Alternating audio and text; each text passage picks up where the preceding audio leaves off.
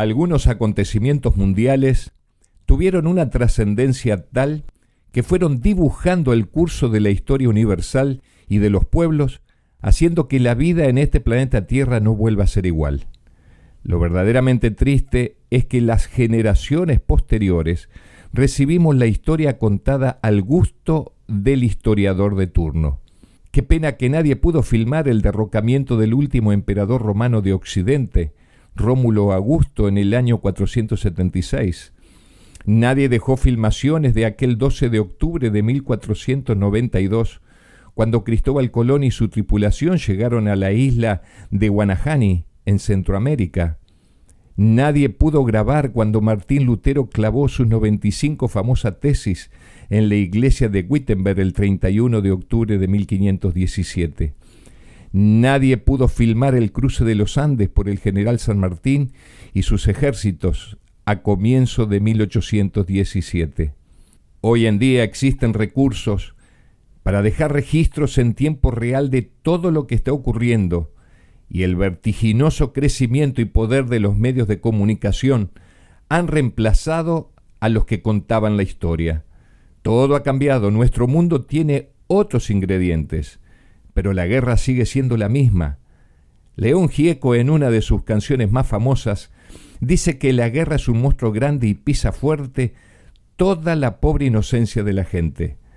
Los habitantes de este mundo somos testigos en tiempo real cómo el monstruo de la guerra está aplastando la pobre inocencia de la gente.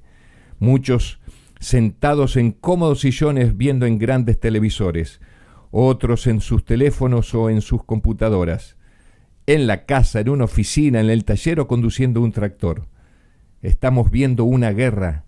No es una final de fútbol o una carrera de Fórmula 1. Es una guerra. Soldados muertos, máquinas de guerra deshechas, armas de última generación, destrucción generalizada, gente escapando, niños llevados por sus madres sin tener un destino fijo. El sufrimiento y la desolación es a gran escala. La historia de un pueblo completamente destruida. Nada volverá a ser igual. Como espectadores, también tomamos nuestra posición y expresamos nuestra indignación. Es que no podemos ser neutrales. En una guerra no se puede ser neutral. Pero son ellos los que están allí, como los actores de un macabro reality show. La guerra hace sufrir a todos. Es un monstruo grande y pisa fuerte. Una madre en Rusia sufre porque no volverá a ver con vida a su hijo que había sido enrolado en el servicio militar obligatorio.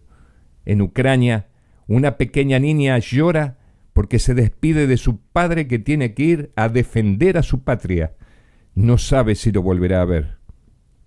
En una guerra, nadie puede ser neutral. Unos con los invasores, otros con los invadidos, con los fuertes o con los débiles, con los que atacan o con los que se defienden. La objetividad debe pasar primero por el filtro de nuestras creencias, convicciones o cosmovisión personal. Más allá de la configuración personal que cada uno de nosotros tiene, ninguna persona dentro de sus parámetros normales puede estar al margen del sufrimiento de los inocentes. ¿Por qué está sufriendo el pueblo ucraniano? Símbolo de millones de personas en el mundo que sufren sin que ellos hayan podido decidir sobre sus vidas. Los más poderosos ya lo hicieron por ellos. ¿Por qué recibir las marcas indelebles del sufrimiento originado por las malignas decisiones de otros? El sufrimiento humano ha sido motivo de innumerables explicaciones por parte de filósofos, sociólogos y religiosos. El sufrimiento es algo irracional, es incompatible con la vida misma, es algo que se rechaza en forma natural y espontánea. Desde el raspón que un niño se hace en su rodilla hasta un misil que impacta en un hospital. El abanico de posibilidades casi podría extenderse hasta el infinito, más allá de nuestra imaginación. Para poder hablar de sufrimiento, primero hay que hablar de pecado, palabra incomprensible y no aceptada por los incrédulos.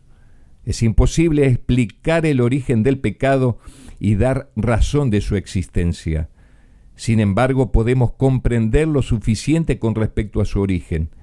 Nada se enseña con mayor claridad en las Sagradas Escrituras que el hecho de que Dios no fue en nada responsable de la introducción del pecado en el mundo. Dios no miró para otro lado cuando se originó. No hubo un error de cálculo en su gobierno divino que diera lugar a semejante rebelión. El pecado es un intruso y no hay razón que pueda explicar su presencia. Es algo misterioso e inexplicable. Excusarlo equivaldría a defenderlo. Si se pudiera encontrar alguna excusa en su favor o señalar la causa de su existencia, dejaría de ser pecado. La única definición de pecado es la que da la palabra de Dios. El pecado es transgresión de la ley. Es la manifestación exterior de un principio en conflicto con la gran ley de amor, que es el fundamento del gobierno divino. Antes de la aparición del pecado, había paz y satisfacción en todo el universo. Todo guardaba perfecta armonía con la voluntad del Creador. El amor a Dios estaba por encima de todo y el amor de unos a otros era imparcial. Pero hubo alguien que intentó invadir el reino de Dios y, expulsado del cielo, logró invadir el planeta Tierra. Jesús definió a su archienemigo, el diablo, con 3 conceptos bien apropiados. El primero de ellos dice: Él ha sido homicida desde el principio. El segundo, porque es mentiroso y padre de mentira. El tercero, el ladrón no viene sino para hurtar y matar y destruir. Imposible no poder rastrear dónde se originó el pecado y el sufrimiento. Se originó en el siniestro corazón de un personaje espiritual y totalmente real que Jesús lo definió como homicida, mentiroso y ladrón. Los 3 ingredientes necesarios para producir dolor y sufrimiento en gran escala. Al igual que las piezas de dominó que caen en cascada desde la primera hasta la última ficha, el pecado, padre del sufrimiento, nos alcanzó a todos los seres humanos y fuimos destituidos de la gloria de Dios.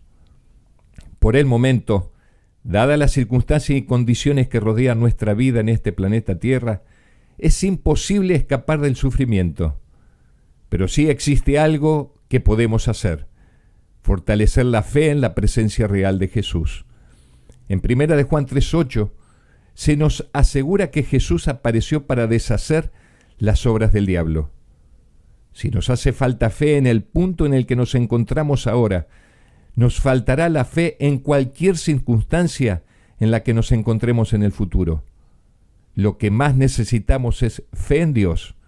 Cuando miramos el lado oscuro de las cosas, perdemos nuestro punto de apoyo en el Señor. Cuando abrimos nuestros corazones al temor, la incredulidad crece. No sintamos jamás que Dios nos ha abandonado. La señorial presencia de Jesús fortalece las fibras más íntimas del alma de tal forma que la persona puede resistir el sufrimiento más allá de los límites imaginados. Como José soportando ser vendido como esclavo por sus hermanos, o Pablo con la espalda llena de latigazos, encadenado en una oscura mazmorra, pero cantando himnos de alabanzas a Dios. El sufrimiento es el común denominador en este planeta Tierra y nos llenamos de tristeza cuando vemos hasta dónde es capaz de llegar el ser humano para hacer sufrir a otras personas. Pero la fe es el recurso que Dios nos ha dado para contemplar la venida de aquel que 2000 años atrás prometió volver por segunda vez para desterrar por siempre al invasor, el originador de todo sufrimiento. Cuando eso ocurra, se habrá cumplido la promesa. Enjugará Dios toda lágrima de los ojos de ellos, y ya no habrá más muerte, ni habrá más llanto, ni clamor, ni dolor, porque las primeras cosas ya pasaron. Dios te bendiga.